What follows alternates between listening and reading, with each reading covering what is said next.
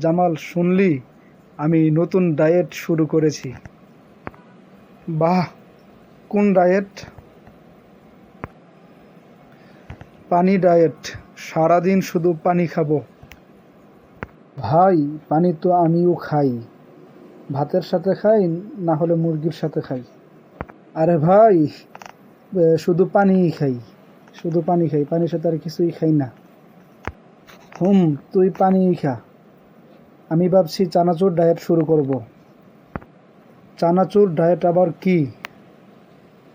সারাদিন চানাচুর খাবো, সাথে একটু ভাত, সাথে মুরগি আর কোকা-কোলা, এই তো। ভাই, এটা তো ডায়েট না, এটা তো ভোজন উৎসব।